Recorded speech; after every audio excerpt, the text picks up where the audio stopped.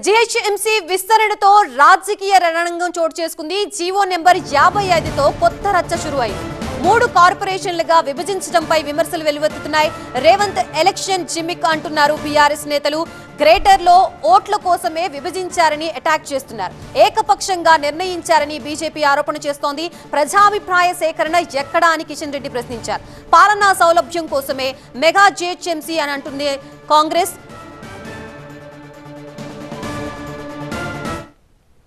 ఈ నగరానికి ఏమైంది? భాగ్యనగరం 2007లోనే మహాభాగ్యనగరంగా మారి గ్రేటర్ హైదరాబాద్ అనిపించుకుంది. అప్పుడు గ్రేటర్ కాస్త సూపర్ గ్రేటర్ గా విస్తరించింది. 1,34,00,000 మంది జనాభాకి కేర్ ఆఫ్ కాబోతోంది. పాలక మండలి గడువు నిన్నటితో ముగియడంతో జీహెచ్ఎంసీకి కొత్త రూపునిచ్చింది. నడుం కట్టింది రేవంత్ సర్కార్. 3 కార్పొరేషన్లుగా విభజించి పాలించడానికి గ్రౌండ్ ప్రిపేర్ కాబోతోంది. జీహెచ్ఎంసీ విస్తరణతో పాటే రణం కూడా మొదలైంది. పొలిటికల్ గా విమర్శల తాకిడిని ఫేస్ చేస్తోంది తెలంగాణ సర్కార్. రేవంత్ రెడ్డి నియంతృత్వ పోకడలు, అప్రజాస్వామిక విధానాల్ని ఇది నిదర్శనం అంటోంది బీఆర్ఎస్. లేని నగరం గురించి తాపత్రయపడుతూ ఉన్న నగరాన్ని విస్తరిస్తున్నారన్నది గులాబీ పార్టీ విమర్శ. ఔటర్ రింగ్ రోడ్ వరకు విస్తరించడమే ఒక పెద్ద తప్పు. అంటే ఈ విస్తరించినటువంటి నగరాన్ని 3 భాగాలుగా విభజించడం అనేది పూర్తిగా ప్రజలకు అభిప్రాయానికి అభిష్టం మేరకు కాకుండా కేవలము తన ఒక రాజరిక పోకడలకు, తన నియంతృత్వ పోకడలకు నిదర్శనంగా దర్పణం పడుతూ ఉన్నాయి. ముఖ్యమంత్రి రేవంత్ రెడ్డి గారు తన జూబ్లీస్ ప్యాలెస్లో కూర్చొని అప్పటికప్పుడు నిర్ణయాలు తీసుకుని మరి ప్రకటించి ప్రజలపైన రుద్దే ప్రయత్నం చేస్తూ ఉన్నారు.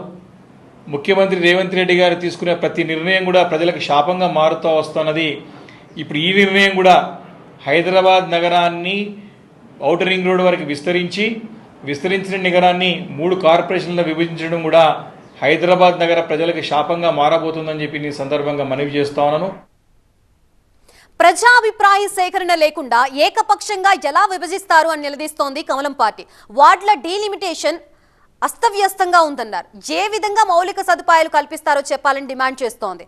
దోస్తీ కట్టినందుకు మజ్లిస్ పార్టీకి రేవంత్ ఇచ్చిన రిటర్న్ గిఫ్టా అంటూ కొత్త డిఫెన్స్ నిస్తోంది. అర్థం పర్థం లేకుండా కనీసము 10 మందితో చర్చిద్దాము, ప్రజాభిప్రాయ సేకరణ చేద్దాము, ప్రజలకు మేలు జరిగే విధంగా చర్యలు తీసుకుందాము. ఇందులో రాజకీయాలు లేవు. అది కూడా రాజకీయాలు లేనప్పుడు కొద్దిగా చర్చించి చేస్తే బాగుండేది. 1/2 స్క్వేర్ కిలోమీటర్ ఉంటే ఒక డివిజన్.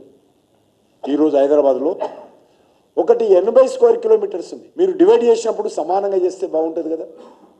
కానీ మజ్లిస్ పార్టీ ఒత్తిడి మేరకు రాజేంద్ర నగరు, మహేశ్వరం సంబంధించినటువంటి మజ్లిస్ డామినేటెడ్ ఏరియా తెచ్చి సెంటర్లో కలిపారు. ఇది పక్కా ఎలక్షన్ జిమిక్ అని ఆరోపిస్తోంది బీఆర్ఎస్.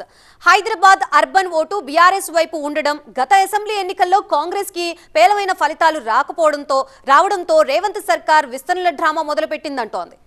గ్రేటర్ పోరులో గెలుపు కోసం కాంగ్రెస్ పార్టీ వేసిన కొత్త పాలిక అంటూ ఆరోపణలు అందిస్తోంది. కానీ అదంతా తూచని కొట్టిపారేస్తోంది రూలింగ్ పార్టీ. ఈ ఇంత పెద్ద మహానగరాన్ని, దాదాపు 1,20,00,000 మంది పైచిలకు నివసించే ఈ ప్రాంతాన్ని సెంట్రిక్గా ఉండేటట్టుగా చేసి, వాళ్ళ కంట్రోల్లోనే ఉండేటట్టుగా చేసి, ముఖ్యంగా అప్పుడు మనోడు మున్సిపల్ శాఖ మంత్రిగా కేటీఆర్ ఉండే, అప్పుడు అసలు తను కలవకుండా అధికారులకు సమస్యలు వచ్చి ఎన్నో సమస్యలు ఆ రోజు హైదరాబాద్ ప్రజల్ని వెంటాడిన పరిస్థితి. కాబట్టి ఇప్పుడు ఎవరైనా ఏ సమస్య వచ్చినా నేరుగా వాళ్ళ యొక్క ప్రాంతీయ కార్యాలయానికి పోయే అవకాశం ఉంది. కాబట్టి ఇది ప్రజలకు వెసులుబాటుతో పాటు వేగవంతమైన నిర్ణయాలు తీసుకోవడానికి కూడా అవకాశం ఉంటుంది కౌన్సిల్స్ కూడా. కాబట్టి దీన్ని ప్రజలందరూ స్వాగతించాల్సిన అవసరం ఉంది. పొలిటికల్ వార్ అటుంచితే జీహెచ్ఎంసీ ఇప్పటికే స్పెషల్ ఆఫీసర్ల పాలనలోకి వచ్చేసింది. 3 కార్పొరేషన్లుగా విభజిస్తూ జీవో నెంబర్ 55 అమల్లోకి వచ్చేసింది. 3 కమిషనర్లను నియమించి పరిపాలనని వాళ్ల చేతిలో పెట్టింది తెలంగాణ సర్కార్. 6 నెలల్లోగా 3 కార్పొరేషన్లకి ఒకేసారి ఎన్నికలు జరపాలన్నది ప్రభుత్వ ఆలోచన. జీహెచ్ఎంసీ కార్యాలయం ప్రస్తుత భవనంలో యథాతథంగా కొనసాగుతోంది. మల్కాజ్గిరి కార్పొరేషన్ తార్నాకలో హెచ్ఎండిఏ భవనంలో, మాదాపూర్లోని నాక్ భవనంలో సైబరాబాద్ కార్పొరేషన్ కార్యకలాపాలు నిర్వహిస్తోంది.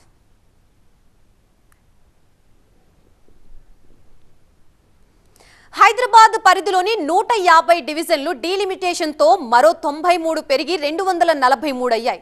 విలీనమైన కొత్త మున్సిపాలిటీల ద్వారా వచ్చిన 57 డివిజన్లతో కలిపి మొత్తం 300 డివిజన్లకు విస్తరించింది మెగా జీహెచ్ఎంసీ.